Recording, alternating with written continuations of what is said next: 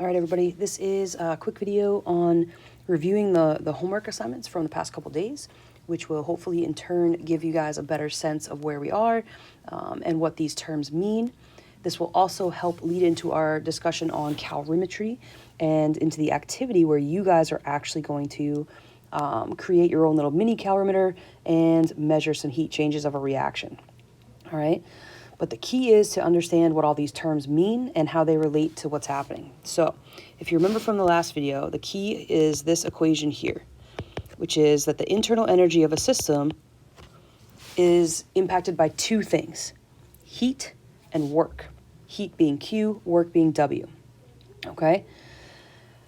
Most of the time, we are in what's called an open system. So for chemical reactions, most of the time, heat is going to be the dominant factor by far, and work is going to be pretty negligible, okay? So it's there, but it's probably from a significant figure standpoint, not going to impact your overall value, okay? There are instances, however, where work does impact that. And if you remember, work is force over distance, okay? And so, you know, if a system, I think one of the examples is the balloon here, blowing up a balloon, that's going to take work because we are changing the size of this, right? We are expanding the volume, okay? So that's going to play a factor here. This question is asking you, it's giving you a very specific instance, and it's saying, identify each of these as primarily being heat or work. So you're going to pick one. Each of these scenarios, either heat or work, is by far the dominant heat or energy change. And so that is going to be really the only factor in terms of the sign of the energy, okay, the overall energy. So the first thing we're going to do is determine if it's heat or work. Then we're going to figure out what the sign is, which will then in turn most likely also be the sign of E, okay? So let's look at the first one. Sweat evaporates from the skin, cooling the skin. The evaporating sweat is the system. So we're not really having a volume change here. We're not kind of changing the distance or anything like that. Obviously, when sweat evaporates, it's going from liquid to gas. So there is a slight expansion, right? But it's open to the atmosphere. So there's nothing like resisting that change. So it shouldn't take much, work to get from the liquid to the gas. So I would say the work is negligible. I'm sure it's there a little bit, but okay, this is going to be dominated by heat for sure. So then the question is it positive or negative, right? So the evaporating sweat itself is the system. Well, to get something to evaporate, you have to heat it, right? So heat needed to be added to the sweat in order to get it to evaporate. So if heat is being added to the system, which in the case is the sweat, I would say that this is going to be a positive heat change. And if we're saying work is negligible, which it is, it's probably slightly negative, but it's negligible, then I would say our overall delta E in this case is also going to be positive. Okay, the second one. A balloon expands against external pressure. The contents of the balloon are the system, or is the system. Okay. So it doesn't tell us anything about a temperature change. So it seems like the bulk of this energy is going to be from work. Okay. So now the question, is it positive or negative? Is the system doing work, or is work being done on the system? So you think of the contents of the balloon, like the air particles, as being the system. They are going to need to work to expand that, okay? And so I would say that the work is negative here because the system is doing the work, which would overall make E also negative because in this case, it appears that heat is going to be pretty negligible here, the heat change, okay? Okay, part C, okay? An aqueous chemical reaction mixture is warmed with an external flame. The reaction mixture is the system, okay? So it's talking about being warmed. I'm going to go ahead and say heat here is probably the dominating factor. And then again, it's positive or negative. So it is warmed with a flame, right? So the system is warmed, which means heat was added, which means delta E is positive, okay? So hopefully that makes sense. Question 40, basically the exact same question, right? We're just trying to figure this out, okay? A rolling billiard ball collides with another one. The first ball, defined as the system, stops rolling after the collision. So we're not really talking about temperature change here. We're talking about moving objects. So I'm going to go ahead and say work right? And then the question is it positive or negative? Okay. So basically like a small amount of heat is going to be transferred because there is some friction, but the bulk of this is going to be work.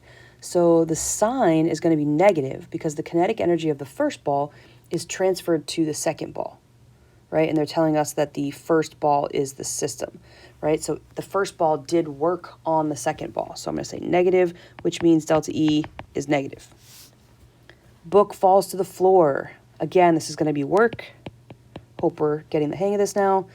And also going to be negative, okay? Because the potential energy of the book is going to decrease as it falls, okay? So that's also going to be negative. A father pushes his daughter on a swing, and the daughter and the swing are the system, okay? Again, this is going to be work primarily, right? We're not seeing much of a temperature change. And this is going to be positive work because the father is doing work to move the girl and the swing, right? Work is being done on the system, which is the young child. So that's going to be positive, okay? Okay, let's try to apply this to a tricky question, which was from the worksheet. Let me pull that up, okay? There's a lot going on in this problem, so we're going to take it slow, and we're going to see if we can make sure we understand what's happening here. Okay. Exactly 1.5 grams of a fuel is burned under conditions of constant pressure and then again under conditions of constant volume. So these are two separate reactions. One of them burns completely under conditions of constant pressure. Volume could change. The second one is going to burn again under conditions of constant volume. Volume can't change. Measurement A, the reaction produces 25.9 kilojoules of heat. Reaction B produces 23.3 kilojoules of heat. And this question is essentially asking you which is which, right? Which one of those numbers corresponds to the constant pressure, and then which one, corresponds to the constant volume. So we have to really think about what's happening here. Remember our equation, right? That delta E equals Q plus W, okay? Burning. Combustion, we all know what combustion is. Combustion always generates heat as a product. So if heat is being produced, okay, combustion is always going to have a Q value that is negative or exothermic. Always, okay? Burning stuff always produces heat. Now in both of these, we are burning exactly 1.5 grams of the same exact fuel, right? So whether I burn it under constant pressure or burn it under constant volume, from a heat perspective, I should get the same heat. I hope that makes sense. So the Q value for reaction A is going to be the same as the Q value for reaction B, and those are both going to be negative. And they're probably both going to be the dominant factor here, okay? Because basically what we're saying here, in one of these, the work is pretty negligible. But in the other one, the work is actually statistically significant, okay? So if Q is the same for both, the only thing that could be accounting for this difference in the E values is going to be the work. So then the question becomes, which scenario do you think work is going to become significant? Okay? If we are under constant pressure, the volume can change. So the system can actually do work because it wants to expand. So think combustion. We are taking what is probably a solid or liquid fuel, right, like coal or gasoline or something like that, and we are burning it into carbon dioxide and water gas. So it is expanding, right? It's going to fill up space, and it's going to probably do so pretty violently. Combustions are explosions. You guys have all seen explosions. They tend to expand violently. So they tend to do work, right? So they generate heat, but they also do work if they are allowed to. If we're doing this under constant volume, the space is restricted and it cannot expand. So it can't cover any more distance. Therefore, it can't really do work. Okay? So what we see is under constant volume, work is negligible or non-existent, really, because it can't change distance. But under constant pressure, work can happen, okay? And if this system is expanding, the system is then doing the work, which would mean work is negative. Okay? So the question is, if we're going to call this, so just don't worry about this, we'll answer it there. So reaction A, okay, is, the Q is the same, right? So what reaction A tells us it's 25.9 kilojoules, and it says produces, so that's going to be negative. B is negative 23.3 kilojoules, right? And if we know Q is negative, and then we're saying that work is going to be negative, then it would be additive. Negative would be additive, okay? So the one that has the work, the one that quote unquote adds in, which would in this case be subtracting in the work, is going to have the larger overall value. So I would say that reaction A is the one where work is happening, which would be the constant pressure solution, okay, or reaction, sorry. And that would mean reaction B is going to be the constant volume one where work does not participate. So a lot of things going on here, a lot of things you have to kind of infer based on the question, right? Understanding that it's combustion, which means negative heat, okay? Understanding that if you're burning the exact same amount of fuel, and it's the same fuel, then the Q value for both should be the same. So the only difference here is the restriction of space, right? So one of these is going to actually do work and one of these is not. And so I would say the constant pressure one is where work can happen. And given that we're saying that work is negative and Q is negative from a mathematical perspective, that would lead us to believe that A is the best answer for constant pressure. So hopefully that makes sense. Okay, next one. This one's super tricky as well. Okay, so if you were having trouble with these, that's not necessarily a bad sign. Okay, a lot of information in this one. Here we have a 31.1 gram sample of pure gold, initially at 69.3 degrees, is submerged into 64.2 grams of water at 27.8 degrees Celsius in an insulated container. What is the final temperature of both substances once they reach thermal equilibrium? Okay, so there's a lot going on here. Let's see if we can walk through it and see if we can highlight what's important here. Okay, so we know that mass of gold is 31.1 grams, right? Let's just write it all out. We have initial temperature of gold is 69.3 degrees.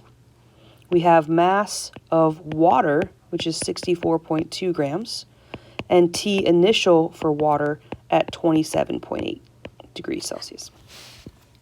Other information that we're given. Insulated container. That is huge here. This is an insulated container, meaning what they're saying is really no heat should be lost to the environment, right? So think logically what's going to happen. We have a piece of gold that is super hot, right? We're going to drop it into roughly room temperature water. What should happen, right? Well, the gold should cool down and the water should heat up, and they'll do that, right? Heat flows hot to cold. Until when? Well, until they reach what's called thermal equilibrium. In other words, their temperature is the same. Okay? So the gold is going to go down and the water temp is going to go up. We don't know by how much, and it's probably not going to be equal because they're not the same substance. But what we do know is that T final will be the same, right? So the T final for water will also be the T final for gold. So that's going to be helpful moving forward, okay? Okay, so let's think about this. If we use the calorimetry equation, which was right at the end of the video from last time, which says that Q equals MC delta T, okay? Q, if you remember, is heat. M is mass. C is the specific heat capacity, right, of the substance. This is a unique value to each individual substance, and those are fixed values that you can look up. So we can look up the C value for water, and we can look up the C value for gold. Those are all fair game to to look up. And then we have the change in temperature, which is always T final minus T initial, okay? So we have 4 different variables that we need, and we have a lot more than 4 variables available to us. So we got to kind of sift this through. So the way I think about it is that we're going to have a scenario for water, and we're going to have a scenario for gold. So we're going to have Q equals MC delta T for the water, and then we're also going to have Q equals MC delta T for the gold, right? So ultimately, we're looking for T final, right? So that's the unknown, okay? We don't have Q listed as a variable that we know of yet, right? Q was not given to us. However, we were told that it's an insulated container, which means no heat was lost to the system. So whatever heat the gold releases, the water is going to take it on. In other words, the value of Q for both of these equations is going to be the same. But what's the difference? The sign, right? So one of these is going to get hotter and one of these is going to get colder. And so we can actually set these equations equal to each other because Q is equal to each other as long as we throw a negative sign in there somewhere to account for that. So the question is, which one of these is going to lose heat, water or gold? Hopefully you're saying gold, okay? So what I'm going to do is say that MC delta T for water is going to equal negative MC delta T for gold. Okay, so hopefully that makes some sense. Now we can plug everything in, right? So if we go back up, right, mass of water is 64.2. 64.2 grams, okay? I'm going to look up the C value for water, and if you do that, depending on what units you're in, I'm going to use this value, which is 4.18 joules per gram degree Celsius. I don't know T final, right? But I do know that the water started at 27.8 degrees. I'm going to set that equal and just be careful of my negative sign here, because basically the whole side of this equation has just become negative. The mass of the gold block is 31.1 grams. I'm going to look up the heat capacity for gold, okay? And if you look that up, you're going to get 0.128 joules per gram degree Celsius. Okay, there's other units out there, but this makes sense for this equation. T final, I don't know. And my initial temperature of the gold was 69.3 degrees Celsius. Now this just becomes kind of an epic little algebra problem here, okay? Because the idea is we want to isolate TF on both sides, right? And then combine them to solve ultimately for TF. So this just becomes algebra. So I'm going to multiply, distribute, right? Distribute this across. So if I multiply this out, I get 268.4 times TF minus 7,460.3. I'm going to try to keep some sig figs here until the end. So hopefully that gives us a little bit closer of a number here. Then I'm going to distribute over here and get negative 3.98 TF. And then be careful because the negative has to distribute all the way across. Negative, okay, times negative over here is going to end up being positive 275.8. Combine, right? Combine the TFs, combine common variables. 7736.1, which means TF is going to be 28.4 degrees Celsius. So then you want to stop and ask yourself, does that make sense? Okay. Well, we knew the water was going to get hotter, so it did go up, but it didn't go up by very much, which is interesting. Okay. The gold was super hot. It started at like 69 degrees. So how come the water only went up like half a degree? Right? Well, you got to look at what's different, right? What's different? The heat capacity, okay? This heat capacity is over, well, what is it, like over 20 times greater, right? So that's going to be a huge difference. So the water is going to be impacted by temperature change like 20 times less than the gold. the gold is going to lose that heat super fast because its heat capacity is so low. So this is not expected, right? We knew the gold temperature would go down. We knew the water would go up. But given their vast difference in heat capacities, I would say this makes sense that the water would go up, but it would only go up by just a little bit because it has such a high capacity for heat. Okay, hopefully that made sense. There's a few more problems for you to try for the rest of today. Help each other out, finish them for homework, and I will see you tomorrow.